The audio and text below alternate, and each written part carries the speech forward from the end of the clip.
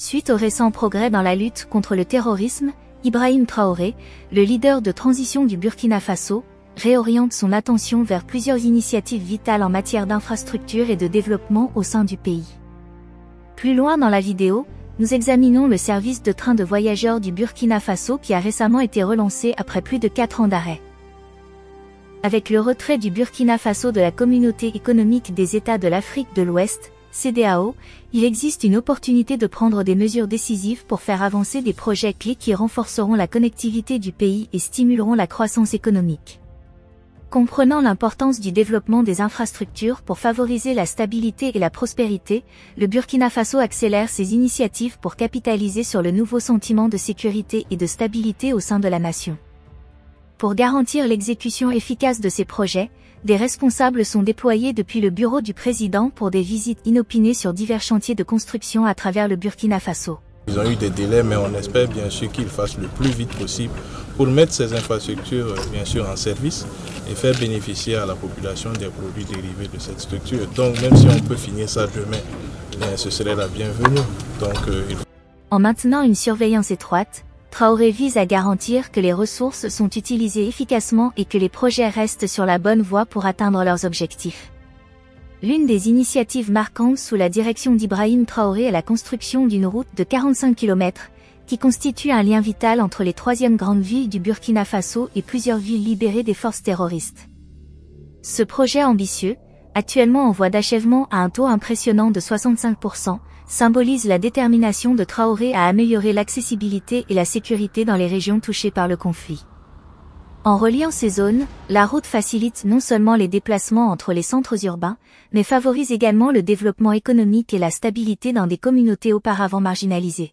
Une société Sorobat qui a pris un engagement douloureux aussi, vous le connaissez, mais au moins on est en train d'assumer. Donc on est en train d'avancer. Je vous laisse le choix d'évaluer les qualités de travaux. Vous êtes aussi devant la vraie Sorobat. C'est ça la vraie Sorobat, c'est pas la Sorobat qui a fait malheureusement les travaux. En plus de faire progresser les infrastructures, Traoré a demandé aux responsables de mener des évaluations approfondies des usines publiques pour garantir que les progrès restent sur la bonne voie. En surveillant ces actifs industriels clés, Traoré vise à optimiser leur efficacité et leur productivité, contribuant ainsi à la résilience économique et à l'autosuffisance du Burkina Faso. Ces usines jouent un rôle central dans divers secteurs, de l'industrie manufacturière à l'agriculture, et l'approche proactive de Traoré souligne son engagement à maximiser leur potentiel de croissance nationale. En outre, l'administration de Traoré a supervisé l'achèvement d'un nouveau système ferroviaire conçu pour soutenir les opérations des industries à travers le pays. Ce réseau ferroviaire moderne promet de révolutionner la logistique et le transport, en permettant une circulation efficace des marchandises et des matières premières entre les centres de production et les marchés. En investissant dans des infrastructures stratégiques comme les chemins de fer, Traoré démontre sa clairvoyance en positionnant le Burkina Faso comme un acteur compétitif dans l'économie mondiale. L'achèvement et l'opérationnalisation du chemin de fer, facilitant le fonctionnement de l'usine à gaz, marque une étape importante dans le développement des infrastructures du Burkina Faso. Cette réalisation, entièrement réalisée par la Nationale des hydrocarbures, témoigne de l'engagement du pays à renforcer ses capacités industrielles et à assurer la sécurité énergétique. Betibi Nao et Kado Robenki, étroitement impliqués dans le projet de construction, fournissent des informations précieuses sur la planification et l'exécution méticuleuse d'une ferroviaire de Péni. En 5 mois, supervisé par la Société de gestion du patrimoine ferroviaire burkinabé, ce projet transformateur a abouti, démontrant la capacité du pays à entreprendre des projets d'ingénierie complexes. Avant que le projet ferroviaire industriel ne soit achevé, Ibrahim Traoré s'est lancé dans une mission importante visant à rétablir le service ferroviaire de voyageurs du Burkina Faso, une bouée de sauvetage vitale entre la capitale et le centre animé de Bobo.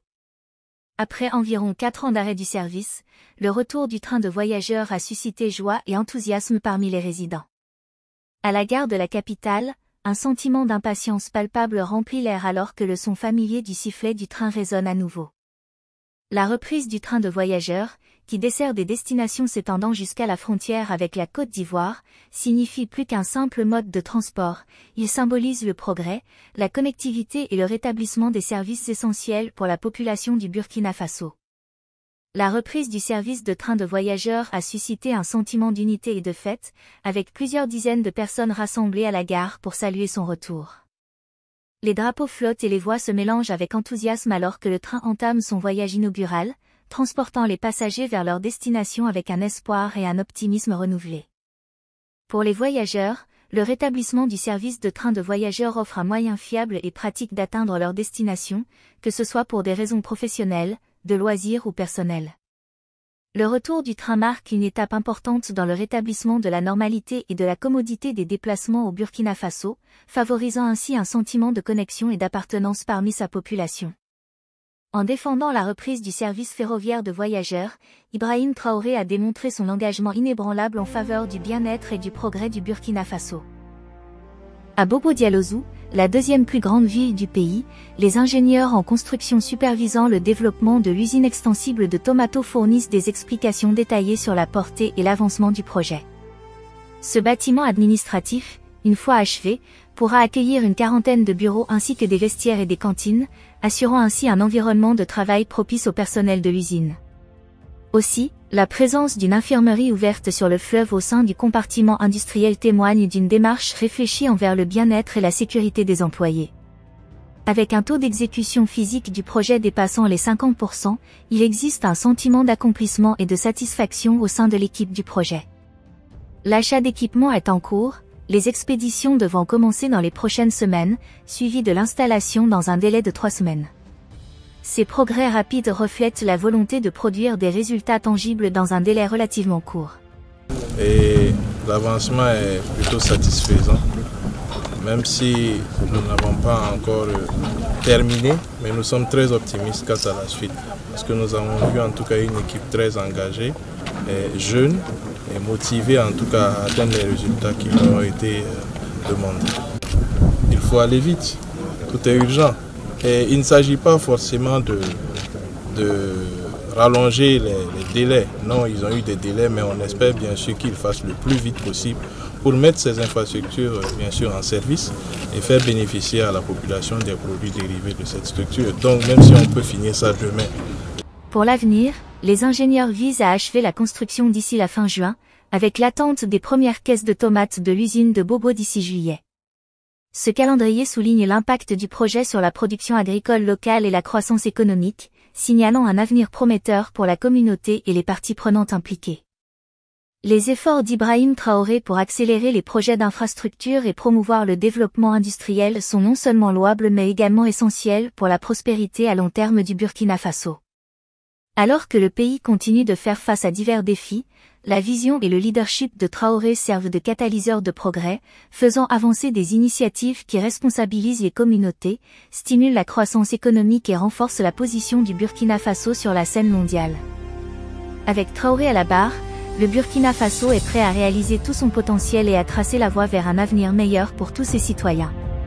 Cette approche stratégique souligne la détermination à capitaliser sur les récents succès du Burkina Faso et à les traduire en améliorations tangibles en matière d'infrastructure et de développement. En donnant la priorité aux initiatives qui améliorent les réseaux de transport et les infrastructures industrielles, Traoré cherche à jeter les bases d'une croissance économique et d'une prospérité durable au Burkina Faso.